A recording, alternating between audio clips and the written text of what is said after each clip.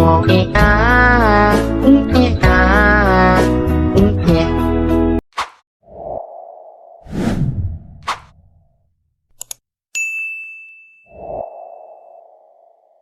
satu temuan yang langsung menyita perhatian polisi di bagian atas pintu kamar tua. Temuan itu adalah tulisan bertuliskan Axel berwarna merah. Karena hal itulah polisi menduga bahwa sepertinya nama itu ditulis sama darah. Langsung curiga lah polisi kan, apa mungkin Axel ini adalah nama si pelaku? Hai, wassalamualaikum warahmatullahi wabarakatuh. Terima kasih sudah klik video ini. Oke, Wak, malam minggu yang cerah ini aku akan ngajak kalian untuk terbang ke Hawaii. Udah pada tahu Hawaii kan? Hawaii yang terkenal dengan keindahan alamnya yang emang paling cocok dijadikan tempat liburan ya kan. Tapi sayangnya malam ini aku bukan mau ngajak kalian buat liburan ke sana, Wak, melainkan untuk menyaksikan sebuah kejadian mengerikan yang pernah terjadi di Hawaii, yaitu kasus kriminal penghilangan nyawa yang terjadi pada tahun 2017 lalu, Wak. Kejadian ini menimpa seorang ibu ketika dia sedang bekerja, dan salah satu hal yang membuat kasus ini semakin memilukan hati adalah anak dari ibu itu juga ada di lokasi ketika peristiwa naas ini terjadi, Wak. Tentunya si anak merasa sangat trauma dengan peristiwa yang merenggut nyawa ibunya ini kan, Wak. Tapi pada akhirnya dia juga lah yang membantu polisi dalam mengungkap pelaku yang sudah menghabisi nyawa ibunya. Nah, penasaran dengan kisah selengkapnya? Tanpa berlama-lama kita langsung masuk aja ke ceritanya, Wak, ya. Check it out.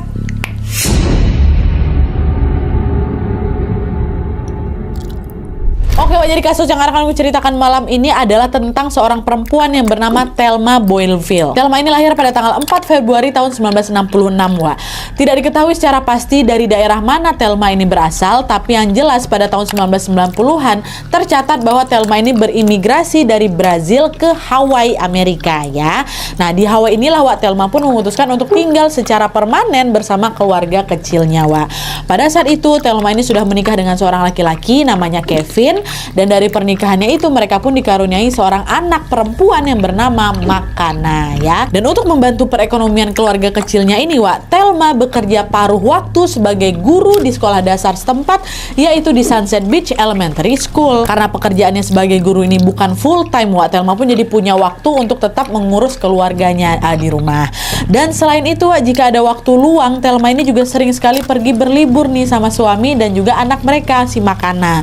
Pada suatu hari ketika mereka sedang menyusun rencana untuk liburan nih, tiba-tiba terbelsitlah dari pikirannya si Thelma ini untuk pergi holiday ke luar pulaunya, Pulau Hawaii. Jadi biar sekali-kali kita mainnya agak jauh lah gitu. Tapi untuk pergi keluar Hawaii tentulah mereka membutuhkan biaya yang lebih banyak lagi kan dari biasanya. Akhirnya demi bisa mewujudkan keinginan untuk berlibur di luar Hawaii ini, Thelma pun memutuskan untuk mencari pekerjaan sampingan. Beberapa saat kemudian Thelma pun akhirnya mendapatkan pekerjaan sampingan sebagai cleaner atau cleaning service di salah satu villa yang ada di sana. Villa itu memang biasa, Wak, jadi penginapan para turis yang lagi liburan di Hawaii, dan lokasinya tepat berada di Jalan Keiki Road, daerah Pupukea, Hawaii. Nah, tugas selama di villa itu adalah si Thelma ini harus membersihkan kamar-kamar sebelum turis yang memesannya datang gitu. Sampailah di tanggal 27 Desember 2017, seperti biasa Thelma berangkatlah ini ke villa untuk bekerja sampingannya ini. Nah, Thelma berangkat dengan mengendarai mobil truknya, macam mobil pickup itu, Wak, merek Toyota Tacoma berwarna silver dengan plat KWN 344 ya. Dan pada saat itu dia ini juga ditemani sama si Makana, anaknya dibawa kerja gitu. Ketika sampai di depan villa, Thelma bilang ke Makana, "Nak, kamu tunggu di mobil ya, mama nggak lama kok bersih-bersihnya," kata dia. Nah, mendengar ucapan mamanya, Makana pun langsung mengeluarkan tablet atau iPad gitu, dan dia bilang, "Iya, Ma, nggak apa-apa, aku tunggu ya, Ma, aku sambil nonton film di iPad," kata dia. "Dah lah, dah kamu bebek sini anak, mama bentar kok beres-beres di dalam." Dah. Gak lama kemudian, Thelma pun beranjak masuk ke dalam villa dan mulai bersih-bersih. Nah, selang beberapa jam kemudian, Wah, adalah ini dua turis asal Australia yang datang ke villa ini, dan mereka lah yang sudah membooking kamar villa yang dibersihkan sama si Thelma tadi. Nah, karena karena villa ini sistemnya self-service dan tidak ada resepsionisnya, Wah, jadi dua turis ini pun langsung masuk ke kamar dengan menggunakan password. Tapi, Wah, sesaat setelah pintu kamar terbuka, bukannya mendapati pemandangan kamar yang bersih, nyaman, dan rapi kan, Wak. Mereka malah melihat sesuatu yang sangat-sangat mengerikan, di mana tepat di depan mata mereka, kedua turis itu melihat ada tongkat baseball, ada palu, ada pisau berserakan di lantai kamar dalam kondisi berlumuran darah. Dan yang paling membuat mereka shock adalah mereka juga melihat seorang perempuan dalam posisi tengkurap tidak sadarkan diri dengan banyak luka bekas pukulan di sekujur tubuhnya. Perempuan itu tidak bergerak di tengah kubangan darah merah yang tampak masih segar, dan perempuan itu adalah Thelma Boinville, Wak. Dua turis yang baru saja datang ini pun langsunglah berlari keluar kamar. Panik mereka langsunglah nelfon polisi setempat buat melaporkan kejadian mengerikan yang baru aja mereka tengok itu kan. Dan untungnya pada saat itu polisi ini pun langsung responsif gitu, Wak. Mereka dengan segera langsung datang ke lokasi dan mulai melakukan penyelidikan.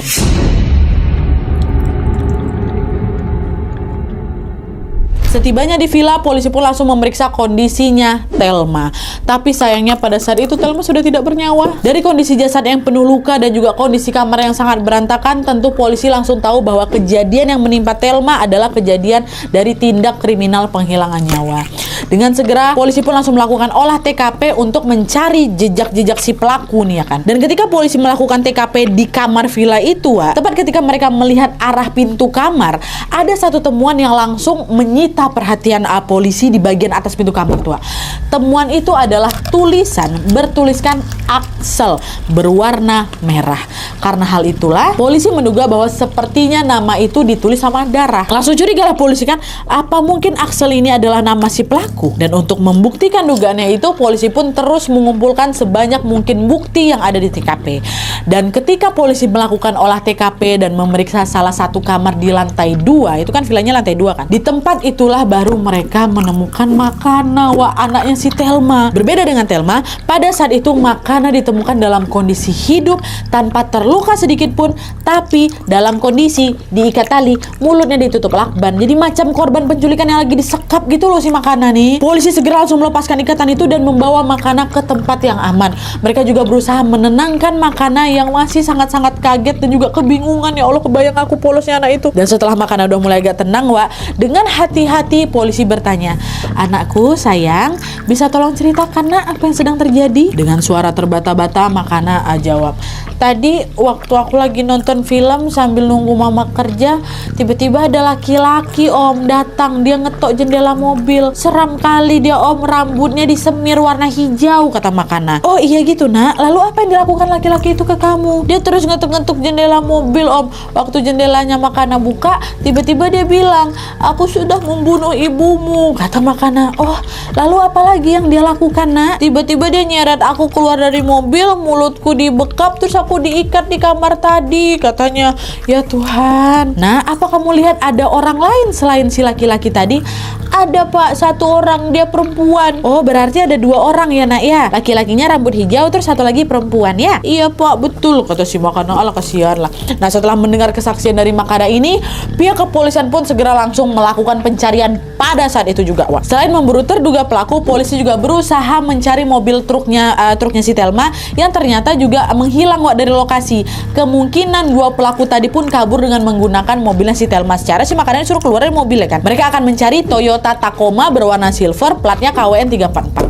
Dan setelah polisi melakukan pencarian selama kurang lebih 7 jam, mereka akhirnya menemukan mobil itu di salah satu lahan parkir di dekat pusat kota. Dan ketika polisi mendekati mobil itu, ternyata ada dua orang muda-mudi berusia sekitar 20-an tahun lagi duduk dalam mobil tuh. Yang satunya perempuan dan yang satunya lagi laki-laki rambutnya hijau. Sesuai sama kesaksian si Makana kan. Melihat keberadaan dua orang itu, polisi pun langsung yakin, oh pasti nih, ini mereka nih pelakunya nih. Pada saat itu juga polisi pun segera langsung melakukan penangkapan. Penangkapan itu berlangsung dramatis karena si laki-laki ini terus melawan ke polisi sambil teriak, jangan tangkap aku, udahlah lebih baik kalian tembak aja aku pantas mendapatkannya," kata dia kayak gitu. Polisi mengabaikan teriakan si laki-laki itu, dan di saat yang sama polisi ini juga dengan sigap membungkus tangan si laki-laki ini menggunakan kertas dulu terus sama selotip. Nah, hal ini dilakukan sama polisi dengan tujuan untuk menjaga barang bukti barangkali nanti di tangan laki-laki ini ada bercak darah kah, ada bekas luka lah, atau ada bukti apapun, jadi harus dijaga nih tangannya kan. Tapi ketika polisi sedang berusaha untuk membungkus tangannya, masih sambil teriak-teriak, si laki-laki ini ngomong apa? Aku tahu apa yang sedang kalian lakukan. Jika kalian tidak mau melepaskanku, maka akulah yang akan membantu diriku sendiri.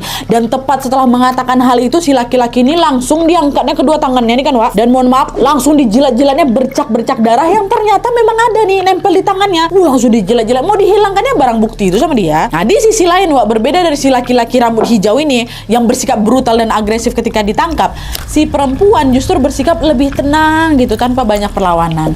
Dengan suara yang lirih, si perempuan ini ngomong, "Pak polisi, tolonglah langsung keluarkan aja pistolmu, tembak ajalah kepalaku, Pak. Hidup aku sudah akan berakhir setelah hari ini," katanya.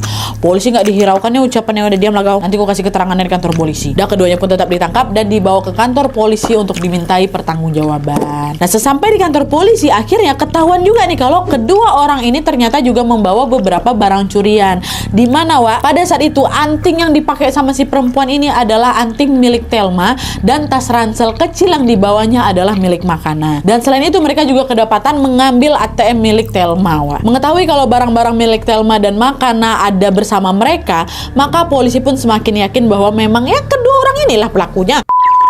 Nah, sampai di sini pasti kalian juga penasaran kan, sebenarnya dua orang ini siapa sih? Ngapa dia bisa tegang habisin nyawa Thelma? Nah, pada saat diinterogasi oleh polisi, wah, akhirnya terungkaplah identitas mereka yang sebenarnya. Ternyata mereka ini adalah pasangan yang mulai pacaran sejak beberapa bulan lalu sebelum kejadian.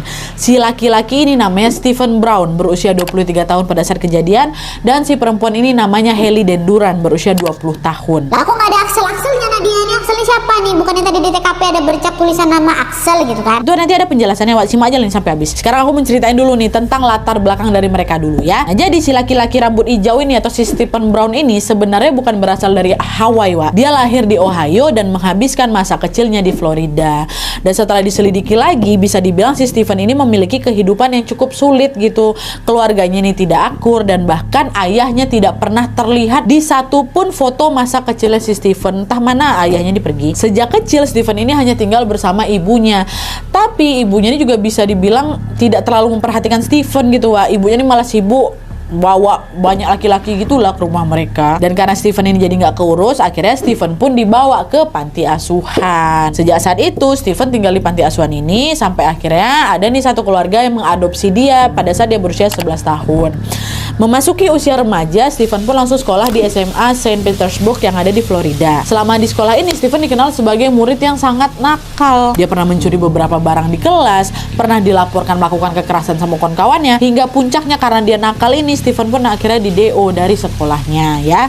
Nah, setelah di DO, tepatnya pada tahun 2015, Stephen memutuskan untuk pindah ke Hawaii. Nah, di sini nih, Wak, pada saat tinggal di Hawaii inilah Stephen mulai aktif menggunakan sosial medianya, salah satunya Facebook, di mana pada saat itu dia pun membuat satu akun Facebook bernama Axel Hayes Hendrik.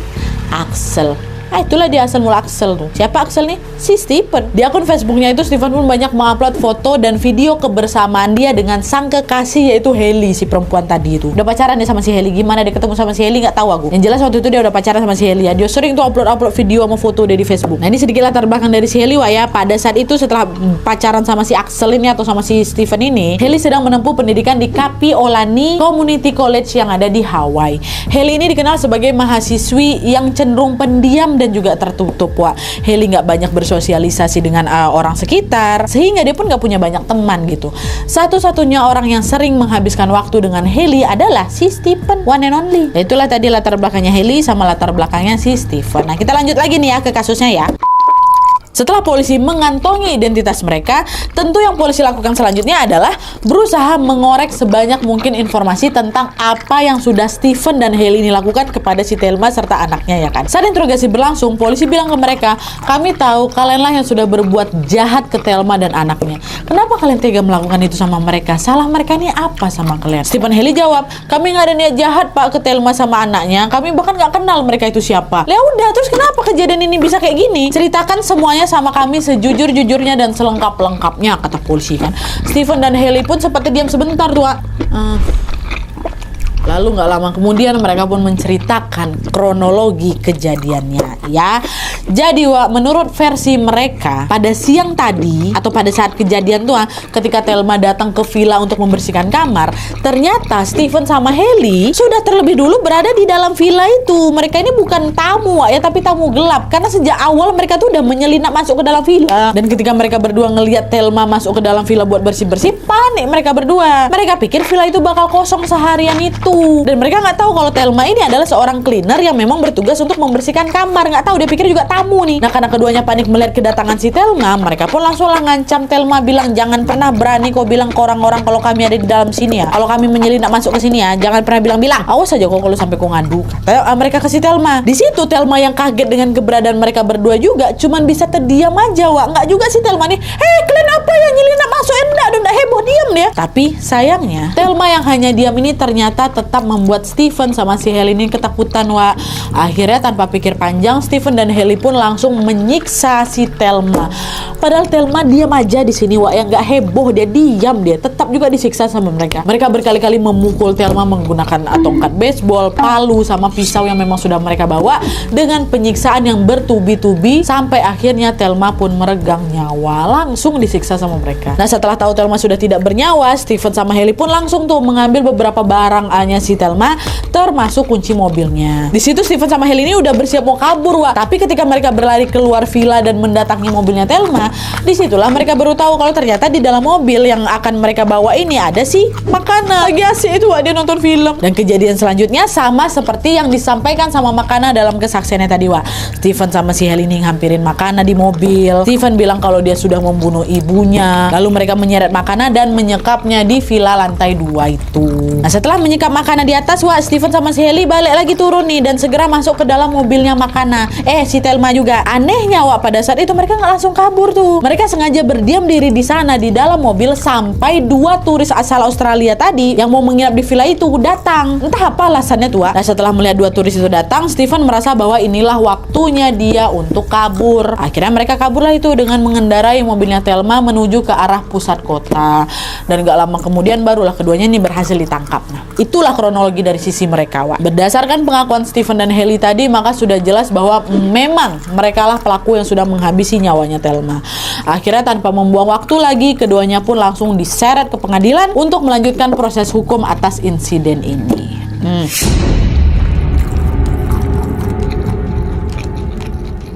Proses hukum dalam kasus kematian Thelma ini berjalan cukup alot, Awalnya sempat ada perdebatan tuh apakah Stephen dan Hailey ini akan diadili secara terpisah atau bersama-sama. Dan setelah mempertimbangkan satu dan lain hal, akhirnya disepakati bahwa keduanya akan diadili secara terpisah. Tapi dalam perjalanannya entah kenapa selalu ada aja hambatan yang membuat persidangan mereka ini tertunda.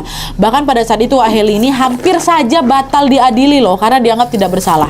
Pengacaranya si Hailey ini bilang kalau dalam kasus ini yang paling banyak adil ya si Stephen. Sementara Hailey hanya ikut datang ke lokasi tanpa berbuat apapun katanya. Dan selain itu pandemi COVID yang tiba-tiba merebak pun juga membuat persidangan mereka kembali tertunda. Lalu setelah mengalami penundaan sebanyak 20 kali, akhirnya pada bulan Januari 2023, lebih dari 5 tahun setelah Thelma ini kehilangan nyawanya, persidangan pun akhirnya dimulai. Dan seperti aku bilang tadi, Stephen dan Hailey pun diadili secara terpisah. Dan yang pertama dibawa ke persidangan waktu itu si Stephen, Selama di persidangan Stephen mengklaim bahwa dia tidak menghabisi nyawanya Thelma katanya. Dalam kasus ini Stephen bilang kalau dia hanya bersalah dalam hal mencuri barang-barang milik Thelma dan juga menyekap makanan. Bunuhnya saya enggak katanya. Yaitu dia sama-sama cuci tangan. Stephen bilang yang habisi nyawanya si Thelma ya si Hailey pacarnya itu. Katanya si Hailey melakukan aksi jahat itu ketika si Stephen ini lagi pergi bentar keluar villa. Ya apa saya nggak tahu tuh, saya keluar villa bentar, saya balik si Thelma udah mati, itu dia habisi nyawanya sama si Hailey itu. Tapi pengakuan Stephen tadi langsung ditepis sama Makana,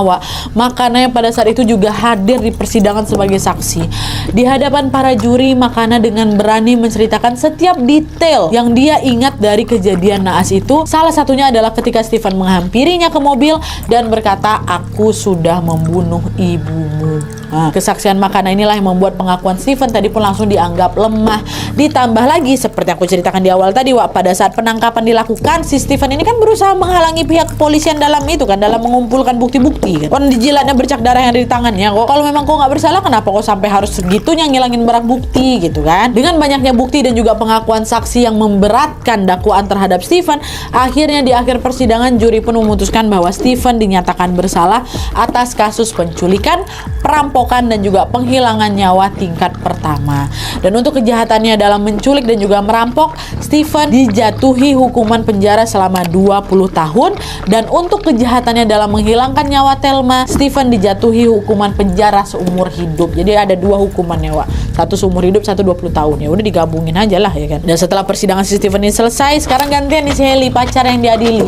Sama seperti Steven, Hailey juga dinyatakan bersalah dalam kematian Thelma, sehingga dia pun dijatuhi hukuman penjara seumur hidup. Dan berdasarkan berita yang aku baca, Wak, pada bulan Desember tahun 2023 lalu, Steven dan Hailey sudah secara resmi mulai menjalani hukuman mereka dengan mendekam di penjara.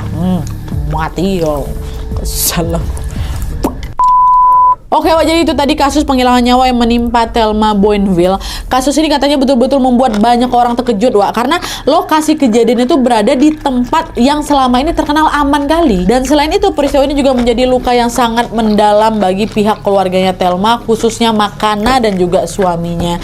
Suaminya Thelma bilang kalau setelah kematian si Thelma, Makana ini udah nggak pernah lagi, aduh sedih sih, udah nggak pernah berani lagi tidur di kamar sendiri gitu loh, Wak. Makana memilih untuk tidur bersama ayahnya, bahkan Makana ini juga nggak berani pergi ke dapur, ke kamar mandi, ke teras rumah, atau kemana aja sebelum ayahnya memastikan kalau di sana aman. Bayangkan mau ke dapur yang ada di rumahnya aja tuh, dia harus tanya dulu ke papa, aman nggak Pak di belakang, kayak gitu. Setrauma itu dia, Wak. Tapi alhamdulillahnya pada saat ini perlahan-lahan Makana dan ayahnya bisa bangkit kembali dan melanjutkan hidup mereka. Kita doakan semoga mereka selalu sehat dan baik-baik saja, Wak, ya. Dan semoga Thelma mendapatkan tempat terbaik di sisi Tuhan Yang Maha Esa. Amin ya robbal alamin.